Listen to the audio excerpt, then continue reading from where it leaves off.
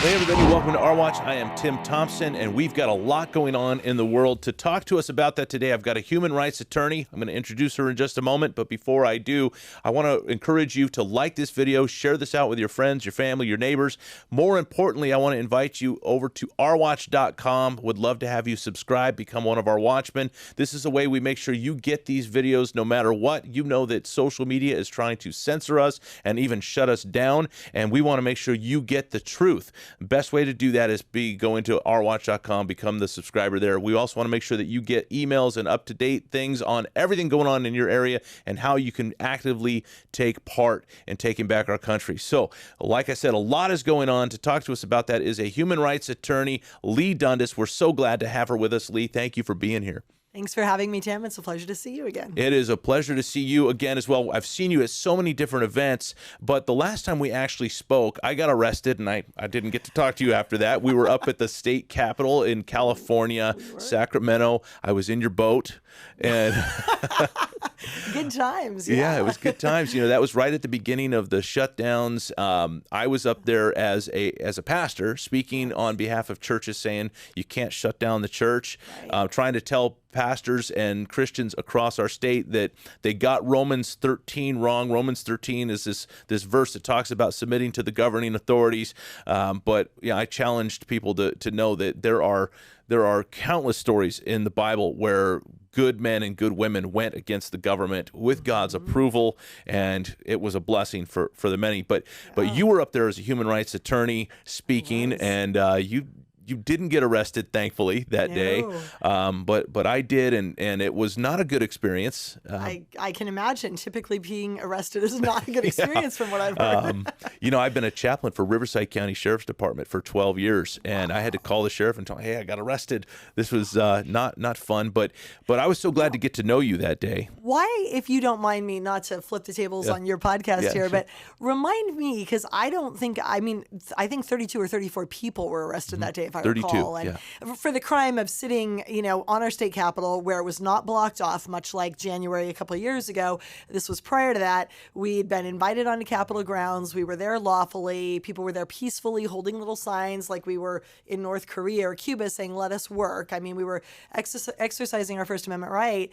And I had brought my boat for reasons I'll get to in a second. But I know at the end, a good friend of ours that I think who had actually introduced us, Freedom Angels, Tara Thornton was up there. She got arrested that day. A whole bunch of other people did. Little old guys in scooters, breastfeeding moms. I didn't realize they'd gotten you in that dragnet. But what was their given reason, if you don't mind my asking? What was the alleged? Yeah. So I created a public health hazard because I failed to maintain 6 feet of separation between me and other people.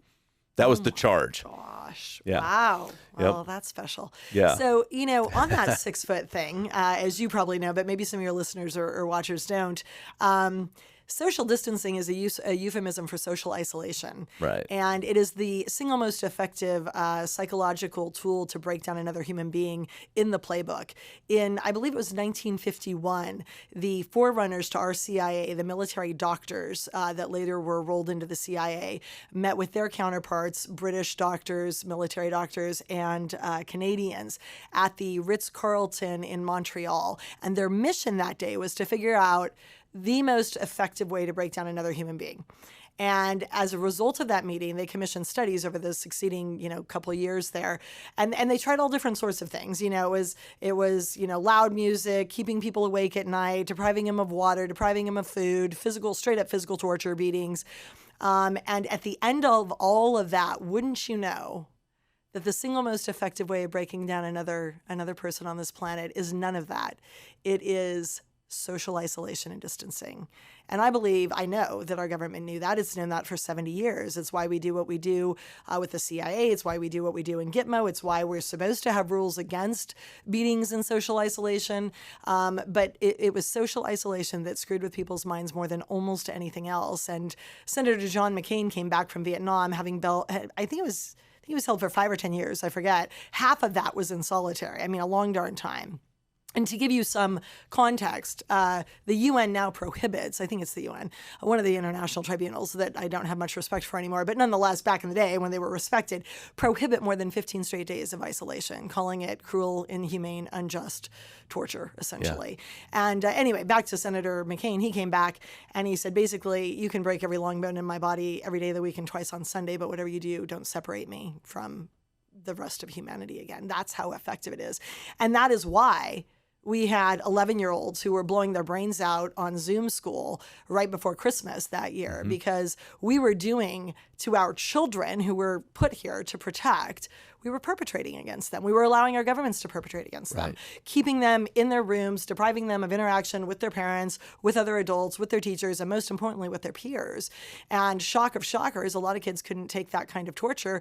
Even grown men can't. Even G.I. Joe in, some third world country can't do it when they are imprisoned and held in solitary. Right. So if you think of all of the evils, masking, mandatory vax mandates and the like, and social distancing, that social distancing is way, way on down, it is actually not. And when you look at it medically, it is more harmful than smoking a pack of cigarettes a day and being an alcoholic and downing a bottle of Jack Daniels. So if you don't want to be sending your sixth graders to school with a pack of cigs and a fifth of Jack every day and an ice pick to do a frontal lobotomy on themselves, you probably shouldn't allow your school to do social distancing either. Right. But I'm sorry to hear that you were arrested that day. That is awful. For my part, I was standing in my boat where you had spoken earlier in the day. And just an interesting footnote to that, I got a lot of press from, I think, SACB, Politico, whatever those papers are up there.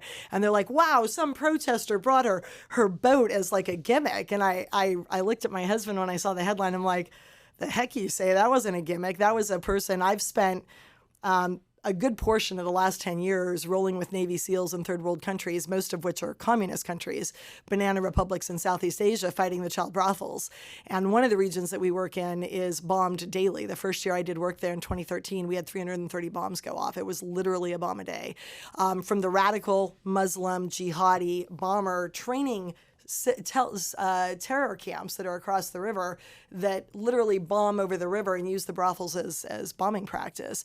And so you've got that on the one hand, and then you've got your government that's either communist or may as well be communist on the other hand, and they're trying to take you out, and you're supposed to be getting good work done, getting the girls out, getting them help, and putting the bad guys away. And one of the things you rapidly learn is that when your government is not there to help you, but there to hurt you, you need to think outside the box. And one of the first things you do is you have a getaway car when you go into these regions. So my husband's like, remind me again why we're putting our boat on the trailer. It was a 26-foot Chaparral power boat. And, when it's up on the trailer, it's real high. Right. And when you pull the ladder up and back that you and Joey Gilbert and various other people climbed up, the only way to really effectively get on is to grab that metal grab rail that goes around the open bow in the front. But when the boat's on the trailer, it's high off the ground. It's, I'm 5'8". I'm having to lift my arms up here to get up and pull up. And I thought that our illustrious gruesome Newsom governor just might do what he did, which was order his CHP personnel into the Capitol, dress them out in riot gear, and run a damned riot line against the people. And I thought, you know what? You want to arrest my behind? You're going to work for it. Yeah. You're going to be doing a pull-up with your face shield and your billy club and your, weapons, but, banging up against my boat. Because if you're going to arrest me, you're going to work for it. And by the way, my husband's going to be sitting in that boat and ready to actually start pulling it forward on the trailer. So we ended up not leaving. They ran that riot line right up against the sidewalk, but the boat was also very strategically parked on Sacramento jurisdiction. It was Sacramento PD. Right. And much like you have seen with your local sheriff out here, whom I love, Chad Bianco, and a lot of even the other middle-of-the-road sheriffs have now joined forces with these constitutional ones. They've had our back, and a lot of law enforcement are ex-military. And we knew that Sac PD basically wasn't sharing Gruesome Newsom's playbook. So Gruesome Newsom ran his guys as far as he could to the edge of the sidewalk, and there they stood, and we were eyeball to eyeball on my boat. And I must have missed in the melee the fact that you had gotten arrested, but I'm glad you got out, and I'm glad you're here. And as well as I do, those were bogus charges.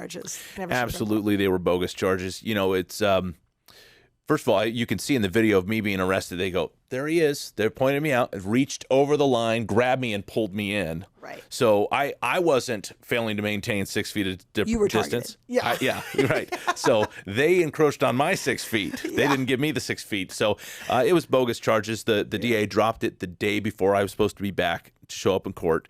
It's a law enforcement tactic, military tactic. You want to get a big crowd to disperse. You go after the people that are leading it. Yep.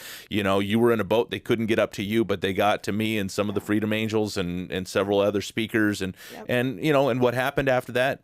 The big crowd dispersed, and that's a military law enforcement tactic that works very well, and they utilized it. And it was a sad thing because, as you know, before that took place, we were hours with the California Highway Patrol. Yeah. Hours with them. Yeah. No masks. None of them had masks. Nope.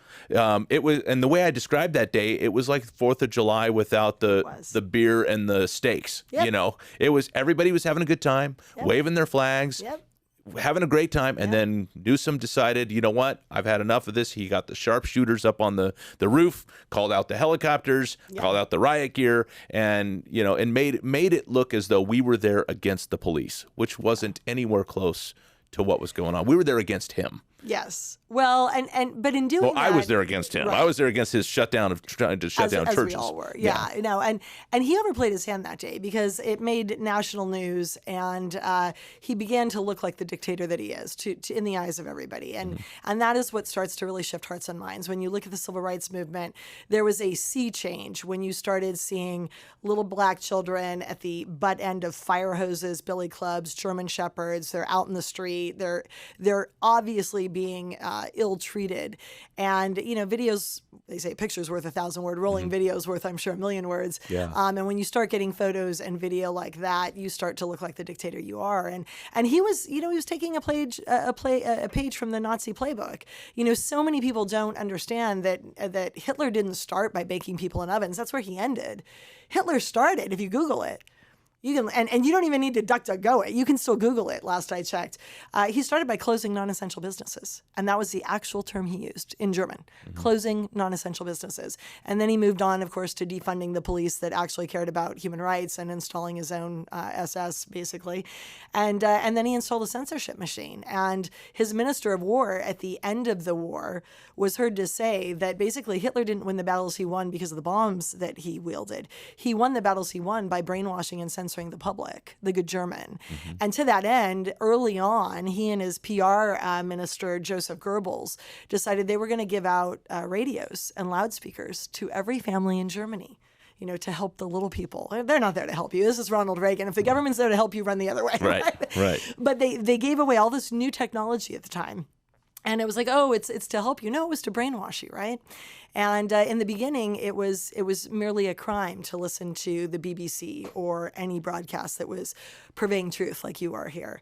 And by the end, you could be put to death, not just for making true news, but for listening to it. Yeah. And that is a very, very effective weapon against the people. And it is how you brainwash them. And his minister of war said it was not my ministry that allowed him to win the war. He said, through the adoption of technological means like radio and loudspeaker, 80 million people were deprived of independent thought, such that by the end of the war, you had the good Germans plugging their ears and singing louder as the cattle cars went by to Auschwitz. And that is one of the primary evils that we are fighting today. And it's one of the reasons when I start every podcast I've ever been on by saying, thank you for doing this, I'm not just saying, oh, thank you for having me like the average listener does. I'm like, no, thank you, because you are the dividing line, and your listeners learning what the truth is are the dividing line and the tipping point between us winning this second Holocaust we are rapidly headed toward and not. Yeah. So talk to me about this second Holocaust we are rapidly coming towards. What's your opinion on where we're headed right now? Well, I said it. I can't remember if it was the rally you and I were at or the one right before it, but in April of 2020, I think it was the one before. I don't think it was the one where I had my boat there. I stood on the west steps of the Capitol and I said, we are on a bullet train to Auschwitz if we don't correct. It's of course correct. And even the people who were out and sort of with the movement early, and this was early days. I mean, there was like a few dozen people there, right? It's not the showing we now get 3.5 years into the 14 days to flatten the curve. Even those folks later were like, that was a little bit of hyperbole, Leigh. And I said, I really hope I'm wrong. I really hope I'm wrong, but I don't think I am. And I found it interesting that the people sharing stages at that point in time were pastors who often have done missions in other countries, and child abuse or domestic violence survivors, and immigrants from third world countries. And I thought, what a motley crew we were. Right. I mean, I was still thinking that when I met you. I'm like, what a motley crew. I've got a pastor standing in my boat. I've got a former military guy standing in my boat, the, Marine guy who, when my voice gave out, I handed him the bullhorn, the chiropractor Marine, I forget his name now. And, me and some other folks. And then a few events into it, I looked around and I thought, oh, this isn't unusual at all. We're the people who were betrayed by the folks who were supposed to protect us, our governments and our parents. And our spouse, whoever. But when you've been betrayed by the people who are supposed to have your back, and instead are the ones who are taking you out from behind your back or the front of you, you rapidly learn you take your cues from the environment and not from what's coming out of somebody's mouth. And one of the most pivotal lessons I learned was actually when I accidentally took my 8-year-old to the killing fields of Cambodia, which I talk about in my new book. We were over there, we were traveling, we'd taken her out of school for almost a half year. We started in Australia, New Zealand, visiting with church friends, and then we ended up in Southeast Asia. And we had done a tour of a freshwater lake on which there was a floating orphanage.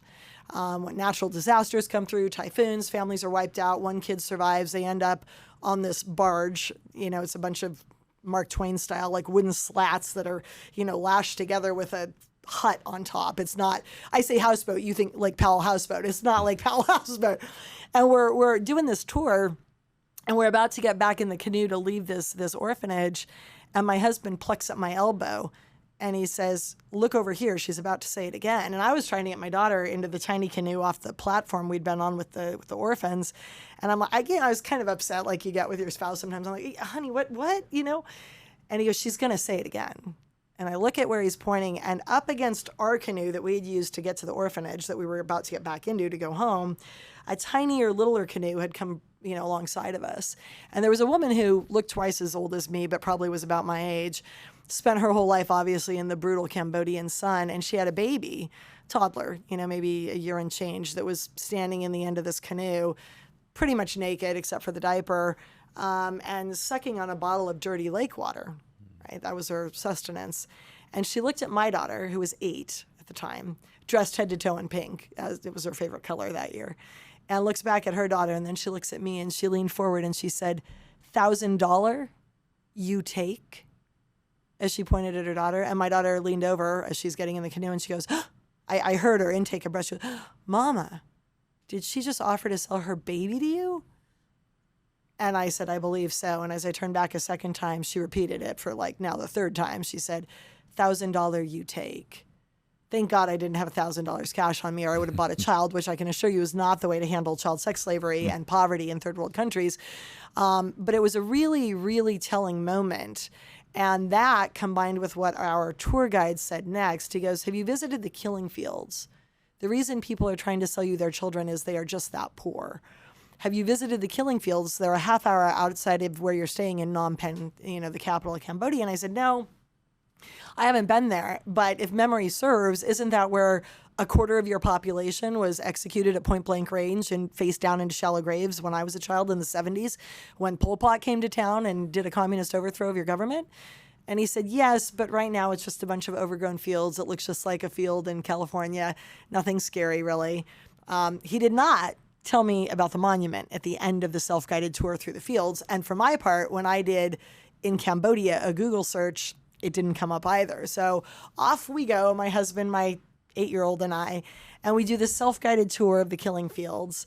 And every day to this day, 6 years later, once a year when the typhoon season comes, it washes away the little sandy, silty red soil, and the bones of the dead will still rise up from these shallow graves. I mean, it's been literally, this happened in the 70s, and they still are having bones rise up from these shallow graves to this day. And so the Cambodians, for them part, they collect the bones very respectfully, and they place them in a monument, which I did not know when I took my 8-year-old there. So we're at the end of the tour, and my daughter spies off in the distance this, it looks like a big glass Rubik's Cube, goes about 3 stories in the air. And she just makes, a beeline for it like any self-respecting third grader. And by the time I catch up, overweight, out of shape, soccer mom, running along behind her, She's nose to the glass. She is eyeball to eye socket with a skull of a child who was probably her age when he was executed. And she looks up at me and she said, "How did this happen, Mama?" And I knelt down. I literally pried her little face toward mine to get it off the view of the skeletons. And I said, "Those in power lied to the people. And by the time the people figured it out, it was too late. Let this be a lesson. Don't you ever trust somebody in a position of power just because they are in power. If you are going to have any baseline on that, you distrust them as your first move until they have earned your trust. Because if they're in a position of power, even odds or better that they're actually serving interests that are not aligned with the common people's, your interests." And she's now 19 and she did not need 10 years of therapy, thank God. And she's at a very liberal college out here in California. And she is not one of the 51% of our youth who, when surveyed in college, think it would be cool to live in a communist country, because she knows where that ends. Right. In answer to your question of where are we headed, we are headed back to the era of Pol Pot and Stalin and Hitler. Doesn't matter if it was a far-right fascist takeover like the Holocaust or a far-left communist takeover like Pol Pot. They operate from the same playbook. They come in, they start yanking down statues, they start with censorship, they start by closing non-essential businesses, they start by marginalizing certain people, they start by criminalizing free speech and saying it's for your own good, by being a nanny government and saying they need to be the arbiter of what you listen to because you can't be trusted to discern disinformation from real information, and it's all for your good. It's all for your good. And eventually there comes a tipping point where you lose the right to freely travel. And that is a real problem because, one of the initiatives out of the last 41 months, I have really not filed a single lawsuit. And people are like, "Why are you not filing lawsuits?" Like Kennedy and CHD and AFLDS and Simone and PERC and Del Bigtree and ICANN. And I said, look, I'm not here to throw stones at that protocol. But what I will say is that is a first world toolkit that you use for a first world problem. Your boss grabs your butt, your kid is kicked off the soccer team because of the color of his skin, go grab your nearest lawyer and go sue for harassment or discrimination or whatever. At no point has anybody sat through their sophomore year of U.S. world history and had their teacher walk in and say, "Now, class, we're going to open the book to chapter 30 today and learn how a really bright attorney got us out of World War II. Or Vietnam, or any other war," said no self-respecting history teacher ever, because you don't fight and end wars, not if you want to win the war, with a lawsuit or a legislative move. Now, that is not to say we should not be doing those. In the same way that the U.S. Army and Navy used to be both necessary and sufficient to end a war, but since the era of Vietnam are necessary but no longer sufficient to win the war, but yet we still send them because they are part of the toolkit, but they are not the only arrow in that quiver. Yes, we need to be doing lawsuits and legislation, but if you're living in a blue state like you and I are, Tim, that is not going to be successful most days of the week, or ever in some cases. And so we need to widen the toolkit. And one of the things I've been doing is name and shame programs. And you've been doing, I think, a version of it, which is you find the bad guy who is pushing the bad plan, whether it's drag queen story hour, masking your kids during PE. By the way, that is very, very harmful. There's a woman named Savannah and Jessica Leigh, and this family, her daughter was 16 and played 2 hours of basketball in a mask and was rendered clinically dead. Passed out, no heartbeat, no pulse, no nothing on the locker room floor, 7 minutes without it. They revived her with a Narcan unit. She died again in the back of the bus on the way to the ER. They revived her a second time. Doctor came out 8 hours later and said, "Ma'am, there's nothing wrong with your child except for the fact that they were playing cardio full go for 2 hours by being deprived of oxygen." And if you go to the OSHA website right darn now, it says human beings must breathe oxygen to survive. And when they're deprived of that, all sorts of things happen. First, you get foggy headed, kind of a headache, kind of out of it, kind of clumsy. That's your body starting to shut down. And if you let it go, you get systemic organ failure followed by cardiac standstill, which is a fancy name for a heart attack, and your heart stopping, which is what happened to this woman. So yes, that's another thing we need to fight. But you identify the bad plan, masking your kid, vax mandate, whatever it may be.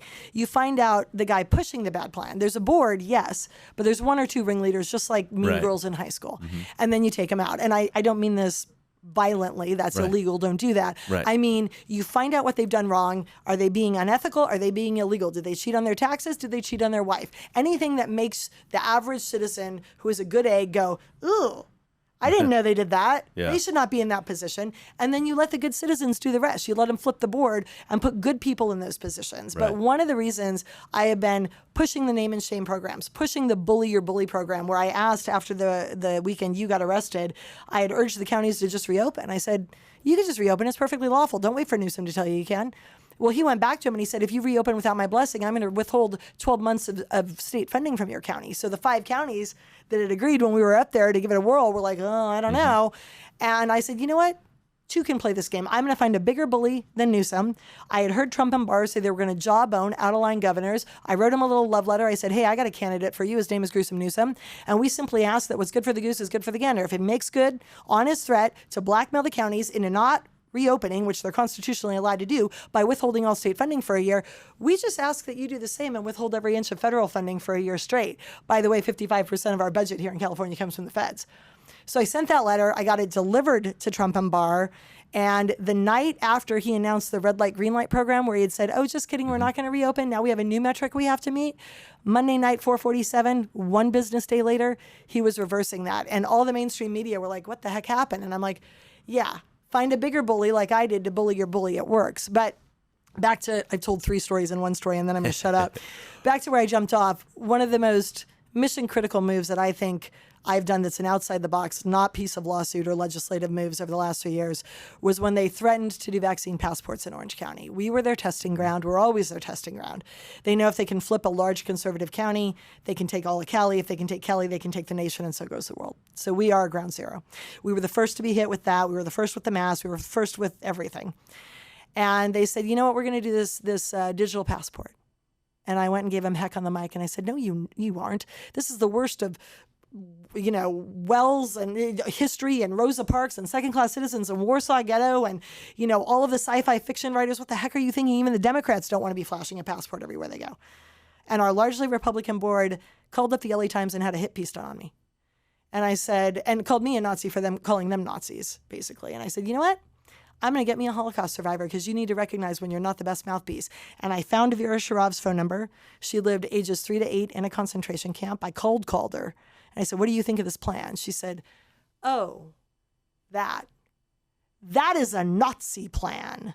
That is how Hitler started hunting my people. And I said, darn right.